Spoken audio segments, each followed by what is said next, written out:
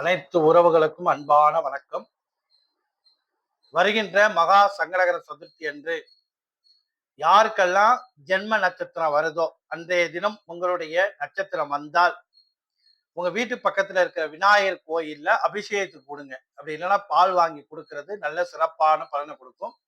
அப்படி இல்லை அப்படின்னா உங்க வீட்டுல கணபதி ஹோமம் பண்றது ரொம்ப சிறப்பான பலனை கொடுக்கும். பிரம்ம முகூர்த்தத்துல மகா சங்கடகர சதுர்த்தி அன்னைக்கு உங்க ஜென்ம நட்சத்திரம் வருது, இன்னைக்கு என்னுடைய நட்சத்திரம் அப்படின்னு இருந்தால் அன்றைய தினம் உங்க வீட்டுல கணபதி ஹோமம் பண்ணுங்க. நல்ல சிறப்பா இருக்கும்.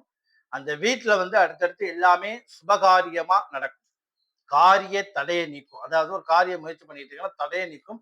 உங்க குலதெய்வ அருள் பரிபூரணமாக கிடைக்கும். ஏதாவது அந்த வீட்டுல உங்களுக்கு பிரச்சனை இருக்கு அப்படின்னா இந்த மகா சங்கடகர சதுர்த்தி அன்னைக்கு வீட்டுல கணபதி ஹோமம் பண்றது ரொம்ப சிறப்பு. அதே போல யாருடைய ஜென்ம நட்சத்திரம் வருதோ அன்னைக்கு இந்த மகா சங்கட சதுர்த்தி அன்னைக்கு வீட்டுல ஹோமம் பண்றது மிக மிக சிறப்பு. அதனால உங்க வீட்டு பக்கத்துல இருக்கிற ஏதாவது கோயில்ல போய் அபிஷேகத்துக்கு கொடுங்க. நல்ல சிறப்பான பலனை கொடுக்கும். எந்த விதமான சங்கடங்கள் இருந்தாலும் கண்டிப்பாக அந்த விநாயகர் தீர்த்து வைப்பாரு. அதனால மகா சங்கடகர சதுர்த்தி மிகவும் விசேஷமானது, சக்தி வாய்ந்தது. நன்றி, வணக்கம்.